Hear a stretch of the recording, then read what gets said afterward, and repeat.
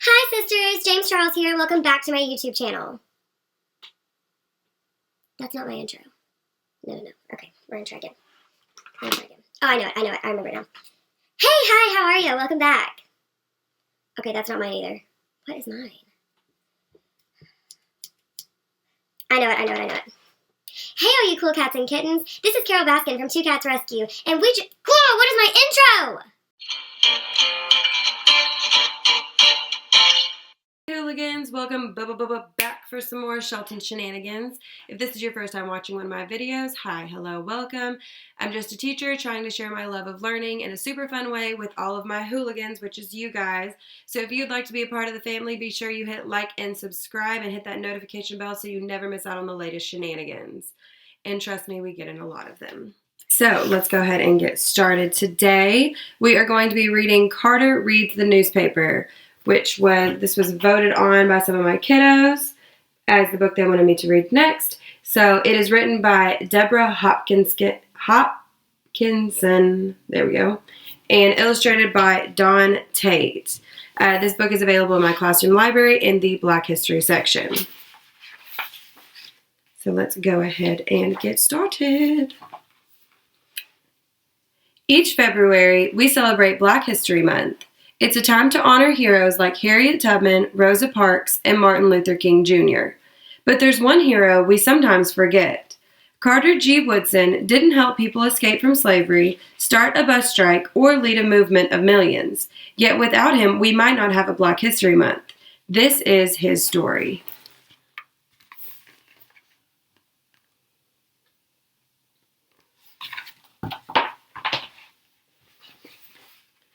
Carter was born on a small farm in Virginia in 1875, 10 years after the end of the Civil War. Remember, the Civil War is what ended slavery.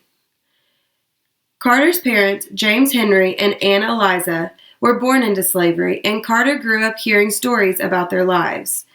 The stories they told weren't a part of any history book, but Carter kept them in his heart. James Henry, his father, had run away from his master to join the Union Army and fight for freedom. Times were hard, though. After the war, James Henry worked on the railroad, saving enough to buy a few acres of worn-out land. In most years, the crops brought in $100 or less. So imagine working all year on your farm, and it only brought in $100 or less. Definitely not enough money to live off of. Ann Eliza was unbelievably brave. When she was a girl, her master decided to sell her mother. Ann Eliza asked him to sell her instead.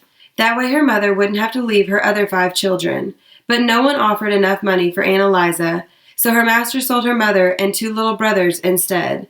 Ann Eliza didn't see them again until after the Civil War. She never forgot the horror of standing on the auction block.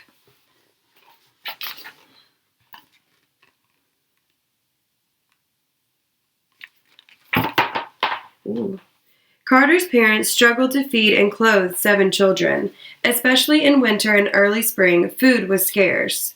Carter, the youngest, once said, "We would leave the table hungry to go to the woods and pluck the persimmons," which were like berries. Many times he had to jump into bed early on Saturday nights so his mother could wash his only pants and shirt for church the next day.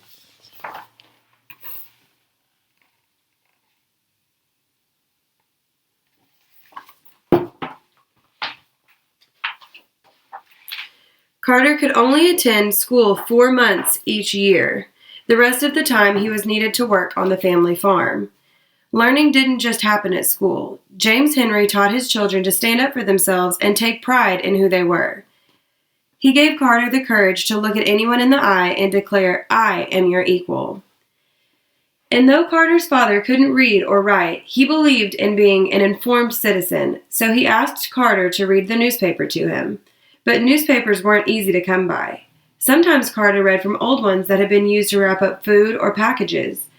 Reading the newspaper gave Carter his first glimpse of the wider world.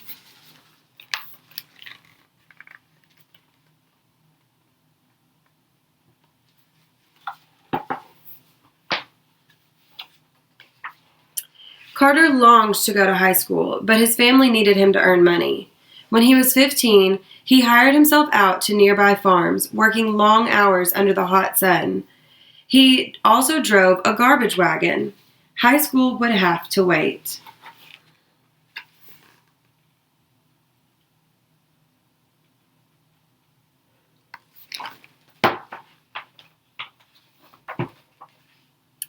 Carter's older brother, Robert, found good paying work in the coal mines of West Virginia. Carter decided to join him there. Mining was grueling work for a boy not yet even 17. It was dangerous. Once a piece of slate came crashing down on Carter's head. He never forgot his time in the mines. Years later, Carter said, "I am a coal miner, and I can take anything."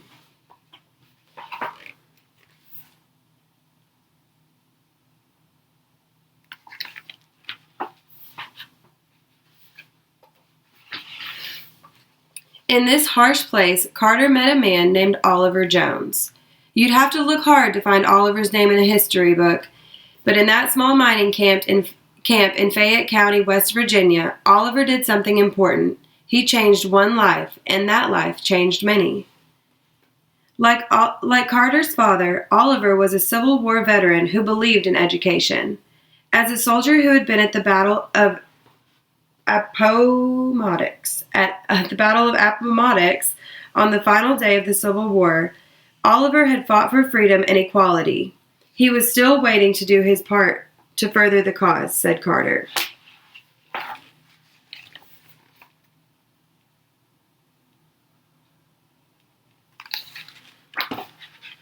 So Oliver had fought in the war and was at the very, very last battle, but he still wanted to make sure that he did his part, which is really selfless because he was already really selfless to go off to war, but then he wanted to continue to make changes once he got back home from war.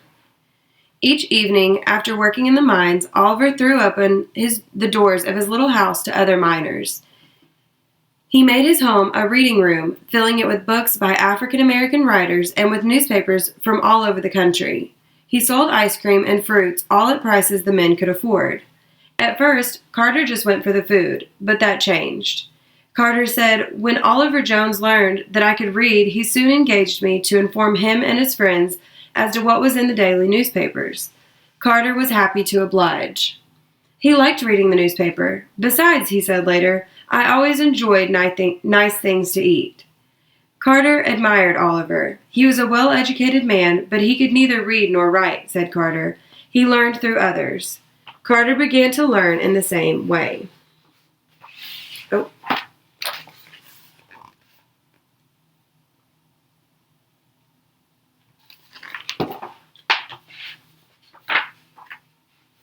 Carter had longed for school. Life at Oliver's tea room turned out to be school of a different kind.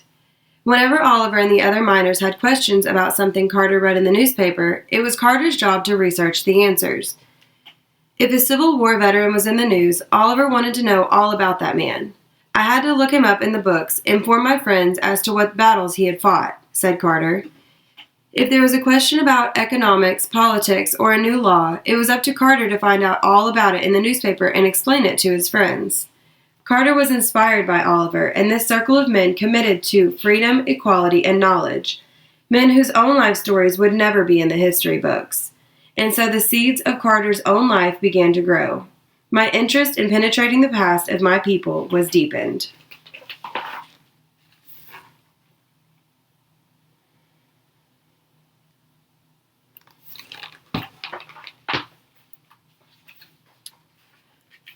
Carter worked in the mines for 3 years. When he was 20, he moved home to West Virginia to start high school, and he finished in just 2 years.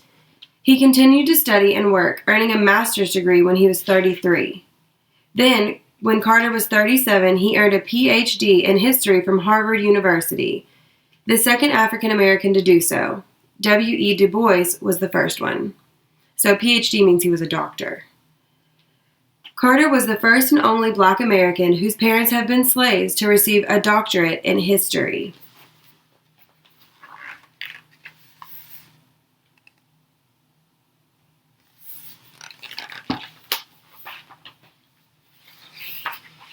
At Harvard, so the story goes, one of Carter's professors said that black people had no history.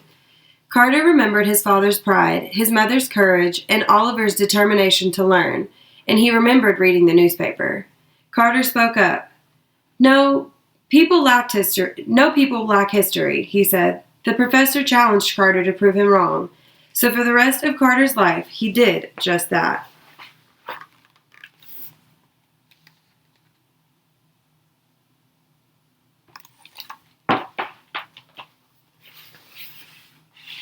In 1926, he established Negro History Week. Later, it became Black History Month. Carter chose the second week of February to mark the birthdays of Frederick Douglass and Abraham Lincoln. Today, our entire nation celebrates Black History Month, and we honor Dr. Carter G. Woodson as the father of Black history. But in 1926, Carter was alone with his new idea. He had to blaze a trail. He had to spread the word at a time when there were no computers or internet or television. So Carter sent out pamphlets about Negro History Week out to schools, colleges, churches, and women's clubs. And of course, he sent notices to newspapers.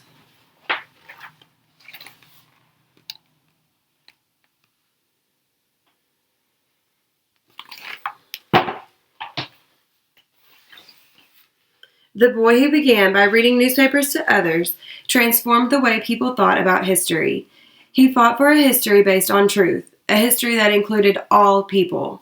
Carter G. Woodson didn't just study history, he changed it, and we can too.